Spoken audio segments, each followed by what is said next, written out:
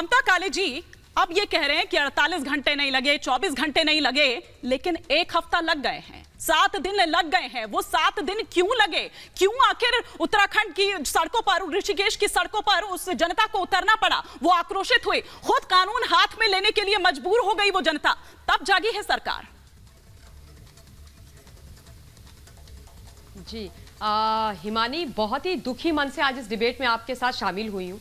सब जानते हैं कि मैं भी उत्तराखंड की बेटी और उससे ज्यादा उत्तराखंड राज्य आंदोलनकारी हूँ हिमानी। मैंने अपनी जान और अपनी अस्मिता दोनों को बहुत बड़े स्टेक पर रख करके इस उत्तराखंड राज्य की लड़ाई लड़ी है। और जब मैं ऐसे किस्से देखती हूँ ना तो मेरी आंखें भर आती हैं। मैं नहीं झेल सकती है, न मुझसे कभी झेला जाएगा और न मैं इसको कभी सहन कर पाऊंगी। सीधी सच्ची और साफ बात है। जहां तक राजस्व पुलिस का सवाल है, मैं ये साफ कह देना चाहती हूं कि पूरा जो कंसेप्ट है राजस्व पुलिस का, जब मैं बच्ची थी, स्कूल में पढ़ती थी, तब से चला आ रहा है। भैया इसको खत्म करिए। अब ये पटवारी नहीं चला सकता, पटवारी किसी थाने को नहीं चला सकता, पटवारी ऐसे हीनियस क्राइम में कुछ नहीं समझ सकता। पटवारी बिकते हैं उत्तराखंड में। Let's accept it and I am saying it openly, clearly.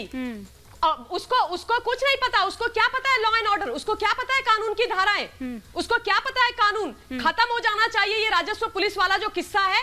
तीसरी जरूरी बात मैं ये बोलना चाहती हूं कि कोई भी हो, किसी का भी बेटा हो, वो अपराधी है हिमानी, वो अपराधी है। उसने हीनियस क्राइम किया है।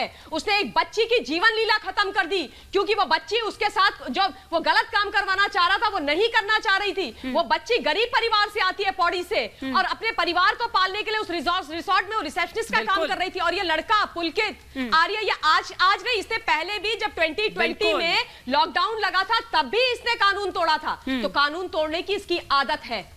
और इस ऐसे लोगों को, चाहे वो कहीं से भी आते हो, किसी भी परिवार से आते हो, किसी पॉलिटिकल पार्टी से आते हो, इनको कड़ी से कड़ी सजा दी जानी चाहिए। कड़ी सजा दी जानी चाहिए। इससे पहले कि मैं अंकिता के जो दोस्त हैं उनका रुख करूं, मैं क्विक कमेंट यहां जिया मंजरी से भी ले लेती हूं। जिया जी, आपको क्या लग रहा है जिस तरह से यहां पर ममता काले जी ने कहा कि ये राजस्व पुलिस का जो मसला है ना, ये तो खत्म ही कर देना चाहिए? आप देखिए, क्योंकि उत्तराखंड का 60% एरिया है जो इसी राजस्व पुलिस के हवाले है, लेकिन क्या ये पुलिस इतनी सक्षम है, इतनी संवेदनशील है? देखिए, बहुत ही दुखद मन से, और मैं कहना चाहूँगी जो भी हुआ है, पूरा जो वाकया हुआ है, इतना ज़्यादा डिस्टर्बिंग है। क्योंकि महिलाएं किस प्रकार से घर से बाहर निकल करके अपना काम करती हैं, छोटी छोटी बच्चियां रिसेप्शनिस्ट की, टेलीकॉलर्स की जॉब्स के लिए जाती हैं। अगर हम उनकी सुरक्षा नहीं कर सकते तो ये आज़ादी किसी प्रकार से आज़ादी नहीं है, और महिलाओं को सुरक्षित ना रखते हुए हम अपने आप को आज़ाद मान ही नहीं सकते। दूसरी बात, अभी जो ये वाकया हुआ है, जिस प्रकार से ये जो रईसज़ादे जो कह सकते हैं, चाहे वो किसी भी पार्टी के हों, चाहे वो किसी भी परिवार के हों, चाहे वो किसी भी रसूखदार परिवार के हों, चाहे किसी धनाढ़ परिवार के हों, किंतु जिस प्रकार का इतना हीन कार्य इस व्यक्ति ने किया है, और जो देरी हुई है सिस्टम की, वो इतनी गंभीर है। और मैं बोलना चाहूँगी कि अंकिता के मित्र जो लड़ रहे हैं इस लड़ाई को, वो मजबूती से खड़े रहें, और वहाँ की जो जनता है जिस प्रकार से जागरूक हुई है, उस प्रकार से हर जगह जहाँ पे भी महिलाओं के प्रति इस प्रकार का कोई भी कृत्य होता है, इसी प्रकार से हमें लड़ाई लड़नी है और लड़नी पड़ेगी। क्योंकि महिलाएं जिस प्रकार से दबाई कुचली जा रही है, इतने समय से हम नहीं रह सकते इस प्रकार से। हमें